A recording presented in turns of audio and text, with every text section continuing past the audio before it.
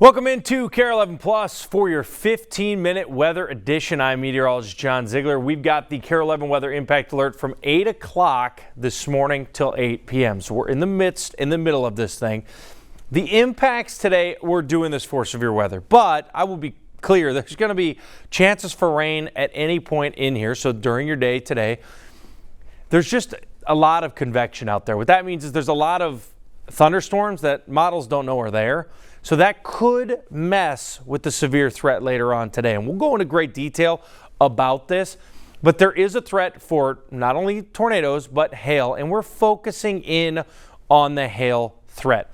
On a day like today, when you have models are struggling on a day like today, which is very common, you got to have a way to not get caught off guard because storms could pop at any moment. So again, if you're at your house, KARE 11 Plus is great. We got you guys covered here if these things really get rolling. Or you can follow any of us on Facebook. Again, I post whenever there's an immediate threat or an immediate surprise. I think about last week when we had that one to pop in Hutchinson. I'm going to post it immediately. It might go on a Facebook Live. I'll make sure you guys are taken care of. And if you have any questions, you can message me. That's meteorologist John Ziegler. You can follow me on there, whatever. You can ask me questions. I have a lot of people ask me questions on, a lot of people are scared of weather, and I sometimes I'm a therapist, and that's okay. I do the same deal with my own family, so you can ask anything you need. So again, the dew points here are, I think you're going to notice this, they're bothering me. No, it's hot, it's humid. It's the first time we've dealt with humidity. A 66-degree dew point. We had a high temperature on Friday at 57 degrees. Okay? Well, just so you know, your dew point can't be higher than your temp. So yeah, this is new. We've been in a really cold environment, and now we're talking about moisture. I want to be clear on, again, storm activity. We had storms again this morning, but what you're going to notice is this low is still out west, and that thing's got to come in. There's more widespread rain, as you can see here north of it, and there's more isolated activity and more dry time underneath that low. So I'm going to draw, that was a satellite and radar, but I want to draw so you get the idea of what we're truly looking for today and how this really works. So this is the impact today. This is a enhanced risk. This is a elevated risk for severe weather, I would say. So let's talk about the warm front. Again, this is where we're going to be this afternoon, the cold front and the low. So this is the setup. This is how they issue the warning. This is why the SPC issues the warning. Typically, so we call this the triple point. That's why there's less threats here where it's actually actively raining. Because once the cold front passes you, you're done for severe weather. High instability out in this area, but you can kind of get it. This is just the triple point. Now, where is the highest shear on this boundary? Do you ever think about it? Is this whole area created equally? Absolutely not. And I'll separate it out for you to understand. A lot of times, I'm not saying we don't get tornado-warned storms here, but what you'll notice is this area here, maybe you were surprised, this area here on the warm front has the better potential to spin up tornadoes. Now, that doesn't mean that if I just circled you, you need to panic or anything like that. I am not panicking today. I don't know if I would tell you if I was, but I wouldn't tell you if I wasn't. How about that? I rarely panic, but I get nervous. I'm a human. I'm not nervous like I have been in the past. I've had days where, I get nervous. I got a family, and I'm not that nervous for today. Now, that doesn't mean not to be prepared, but I think if you take precaution, you're going to be safe. So just make sure you understand, yes, a tornado warning is going to be possible in Brainerd and Grand Rapids. I'm not saying there isn't a tornado threat down here. I'm just saying, from experience, a lot of the times, this counterclockwise movement of this high pressure or this warm front can spin up tornadoes. A cold front, it has a clockwise rotation. Clockwise. You don't realize it. Well, clockwise, there are no clockwise tornadoes, or extremely uncommon. The counterclockwise tornado is what we look for. So yes, it makes sense that the northern tip of this, closest to that low, has the highest shear. And that's where there's other aspects to this as well. What you don't realize, I'm going to keep it going just so you understand, there's also, if you can see that, it's supposed to be a jet stream. Ahead of the cold front, there's also what we call low-level jet stream. The exit region of the jet stream also adds to low-level shear. That jet stream goes right through St. Cloud into Brainerd. There is an enhanced risk here, in my opinion, for a couple of spin-ups when you get up into northern Minnesota. That's just the setup, just works that way. So I'll also circle another area here, and this is the second spot. This area has an elevated threat for hail. It doesn't mean we can't have a tornado. Now, if you're going to have a large tornado, it would be in this area. So that's not a contradiction. The tornadoes up here are more frequent and smaller. The ones down here are less frequent and larger. So you don't want one down here, right? This is also the best chance for hail. Understand that. And the best chance for supercells. So cluster of storms in the northern part, more hail in the southern part. And you'll understand this, and I just think there's a lot of confusion with folks when they ask me, what is an enhanced risk? Does it even mean anything to you? Moderate risk, enhanced risk, slight risk, what does that mean? Do you even know how they get issued? Well, there's a criteria. And this breaks down the criteria. To get a moderate threat, which I'm going to go back now, to get a moderate threat here, so this is an enhanced threat. If you want to get a moderate threat, one of these three must reach high levels. If it reaches the pink level, whether it's the tornado, the hail, or the wind, it can get a moderate threat. So that means this threat here, I'm going to go back. We're going to just do a little learning here. This enhanced risk doesn't mean squat about tornadoes, wind, or hail. You have to look deeper to see which one it is. I think it's obvious today. So enhanced, to get an enhanced threat, one of these three must reach enhanced levels. It's the hail. The hail reached enhanced levels. The tornado and the wind threat today is at actually a slight risk.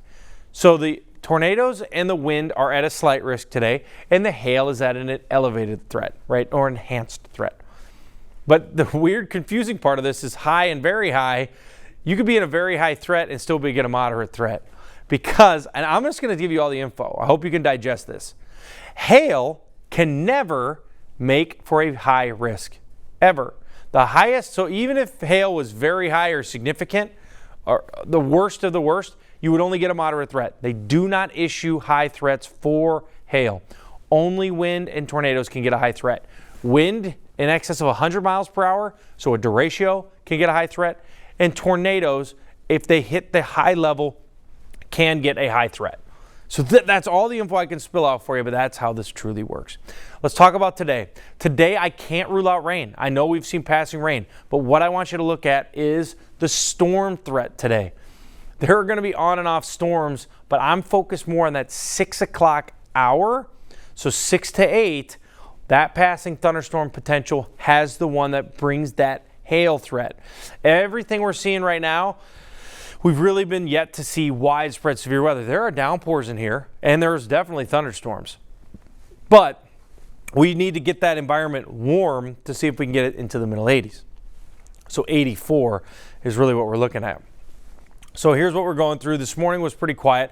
Now, as we go into 2 o'clock, notice that the models are very spotty. I think it's going to be pretty spotty, but then all of a sudden they start developing a couple here at 4 or 5, and then you got another one back here that's 6 or 7. So I think there's 2 chances. You got one at around 2 to 4, and then you got this other big one at 4, 5, 6. Now, if we're going to land this higher threat for hail, you're going to you can't have too much thunderstorm chances. You need to get that temperature into the 80s. If it's like 78 degrees at 5, it's probably not going to be as bad. Watch the temperature closely. But yes, this model is the most aggressive with these, and you can see the white, and they're indicating that the DBZs are very extreme, or echotops. They're going to be 40, 50,000 feet high. So we're looking at these echotops, which is the height of the cumulus cloud, being higher. And that is more updraft, and that makes for heavy rain and large hail. So that's 6 to 8, and you can see that right there at 8 o'clock. So again, we continue to monitor other models. I'm really looking at all kinds of models here. Let me see if I could actually quickly show you another model. let's just go in and change this since why not? I'm going to go in here. I'm going to change the model. So I want to show you a different looking model so you can get a different perspective. This is the one that I think works best. We're going to show you the graph. This is our in-house model, and we'll roll through this here. Notice the graph is more aggressive at 3 o'clock. I just don't see a setup like this because, isn't this crazy? So I'm showing you one model that's the HRRR, and this is the in-house model, and they all look totally different. That's why we talk about the threat level, right? In real, nobody, and I mean nobody, knows what's going to happen today. We know the threats. We know the timing in here at 8 to 8. We don't know if it's going to rain at 1, 2, 3, 4, 5. We know the chances are higher at some places. Nobody can tell you. So be prepared at all times for storms today. This is a second looking scenario here. We're going to be seeing this. This looks unlikely because, again, why do I not like this model? Since we're just yapping about it. I don't like this model because it rained this morning. Quite a bit. Owatonna got 5 inches of rain. Well, areas around Owatonna. Okay, so let's look at the model. Can listen. Do you see any rain on that? No. Fail. This model failed this morning. So, do I trust it in the afternoon? No. That's why I went with the model, like the HRRR model, that showed me a better morning. It did a better job ingesting real-time data. So is this possible? Sure. Would this be the nastiest setup? Yes. But why does this storm system go so big? Because this model has no rain, bam. Okay, let's go back to the actual model that I like. Now, I'm not saying that can't happen, but I'm gonna show you what I think. So, okay, does this look more accurate to you? Yeah, pretty good. This morning there were storms in Mankato, there were storms in Owatonna, and things looked pretty quiet or in the north of the Twin Cities. Okay, so that was accurate. This is almost exactly what played out. So I'm like, all right, the model did pretty good, did pretty well. So let's respect that model. And respecting that model, you could see that storms come through during the morning, a few of them there, and then you start getting a few afternoon thunderstorms. Now, I do think this will happen. I do think there's going to be a wave of some afternoon storms. And then I think there'll be one final one at around this time, 5, 6. Look at those, boom, right there. You watch that line. But also, you know what I talked about earlier? You can see up here in Grand Rapids, Brainerd, a little bit better chance up there, in my opinion, for storms in general. So watch this at 4 or 5. If you're in Brainerd, this is a tougher day up there. I just think the threat is a little higher up there than even the Twin Cities, just for actually getting thunderstorm activity. So again, you can see thunderstorm activity there at 5, and then we go till 8. So what do we know at this point? We know the best chance of the cities is going to be 5 to 8 p.m. And then we also know that this is going to clear, because you can see that 9:55, it's clear. So we do know that the timing of this is, again, now until 8 p.m. or so. So understand that. This will all be sliding down to the south. And this also kind of tells the story here. This is going precip of 0.1. 0.1 is not a lot of rain, right? But I also want you to look at this. 0.1, look at this thing here. That's 3 inches. So it's going to be very, very hit or miss depending on where you live across the state today. So I would not necessarily, I'm going to be out there today. I'm going outside. I got to go outside for a couple hours.